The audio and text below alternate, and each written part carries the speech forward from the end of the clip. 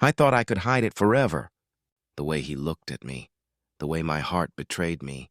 But whispers spread faster than secrets, and love like ours was never meant to survive in silence. This is where everything began to fall apart. The school bell echoed like a warning that morning. Students filled the hallway, laughing, shouting, but all I could hear were whispers. My name, softly, sharply, hidden behind nervous giggles. "That's her," the teacher with the boy. At first I pretended not to notice. But when I turned, I saw the look, a mix of curiosity and judgment in their eyes. I tried to act normal, but deep inside, my chest tightened. Ethan walked past me with his books. Our eyes met for half a second. That's all it took. The world around us blurred. I saw the same warmth, the same comfort I had once found in him. But this time it felt dangerous. "Don't look at me like that," I whispered as he brushed past. "I wasn't," he said, lying with a trembling smile. That day, the whispers grew louder. I heard two teachers talking in the staff room. "She's getting too close to that student." Maybe it's just mentorship. Mentorship doesn't look like that.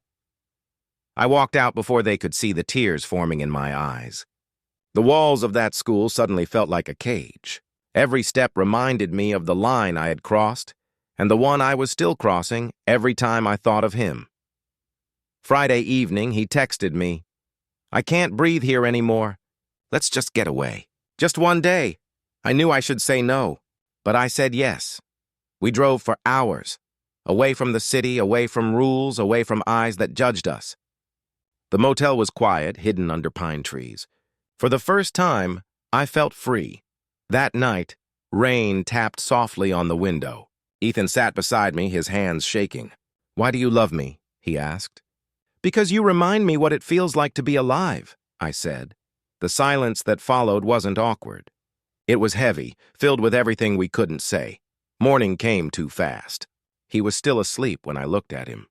Peaceful, unaware of the storm waiting outside that door. I wanted to freeze that moment forever, but forever wasn't ours. As we drove back, my phone buzzed. A message from a colleague. "We need to talk. Urgent." My heart dropped. The whispers had reached someone who mattered. Sunday night. There was a knock at my door. It was Mrs. Hanley, the vice principal. She looked at me the way someone looks at broken glass, carefully but already judging. "Amelia, I just wanted to check on you." "Some concerns have been raised." I froze. My throat went dry. "Concerns?" "You've been seen outside school." "With Ethan." She said his name like it was poison. I tried to explain mentorship, guidance, emotional support, all the right words. But my eyes betrayed me. She saw it. The softness that shouldn't have been there. "I'm not here to accuse you," she said, standing to leave. "But be careful, Amelia. The walls have ears." When she left, I broke down, not because of guilt, but because I knew the truth was no longer just ours. Someone had seen us. Someone knew. Monday morning came with silence. Ethan avoided me in class. His shoulders were tense, eyes distant. After school, I found him behind the gym. "Why are you acting like a stranger?" "Because that's what we have to be now." He turned away, and for the first time, I saw fear in him. Not for himself, but for me.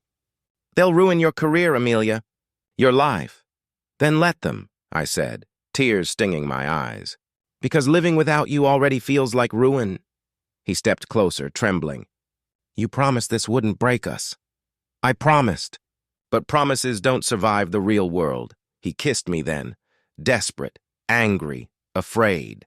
The kind of kiss that feels like goodbye even when it's not said out loud. It started with a picture. Someone had taken a photo of us together at the motel, holding hands at a cafe. It spread through the school like wildfire. By noon, I was called into the principal's office. Ethan was already there, pale and shaking. "Amelia, this is serious," the principal said. "There will be an investigation." The word investigation hit me harder than any punishment.